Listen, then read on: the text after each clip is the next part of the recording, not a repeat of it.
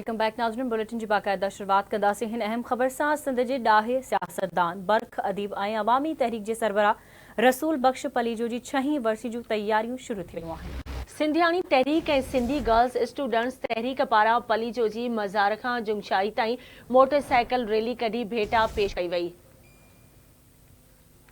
तफ़सील मालूम कंदासीं आवाज़ जे रिपोर्टर रशीद जामरू खां। जी रशीद, कहिड़ा तफ़सील आहिनि, आगाह कजो।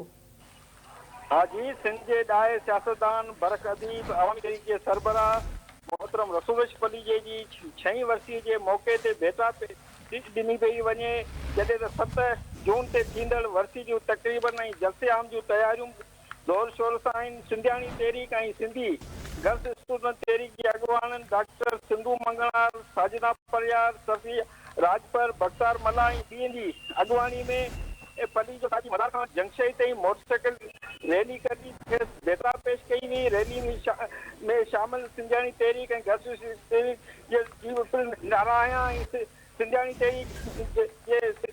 तहरीक पारां सिंध जे ॾाहे अदीब दानिशर जी 6हीं वरसी जे सिलसिले में खेसि भेटा जो सिलसिलो जारी आहे। जॾहिं तक औरत अॻुवाण जो चवणु आहे त पलीजे साहिब जी वरसीअ ते मोटरसाइकिल हलाइण भेटा ॾियण जो मक़सदु सिंधी समाज खे उहो पैगाम ॾियणो आहे त समाज में औरत जो वॾो किरदारु अदा करे सघे थी ऐं उहो ख़ुदि मुख्तियार बणिजे ऐं जेको रसूल पलीजे साहिब जो ख्वाबु हो ऐं असीं उन ख्वाब जी सांभिया लाइ सॼी सिंध खे इहो पैगाम ॾियण लाइ मोटरसाइकिल जी रैली कढी आहे। जॾहिं त रैली जे मौके ते उन शहीद साफ़ियुनि जे कातरनि खे गिरफ़्तार करणु, प्रिया कुमारी जी आज़ादी ऐं भोतारकी कल्चर ख़िलाफ़ नाराबाज़ी कई।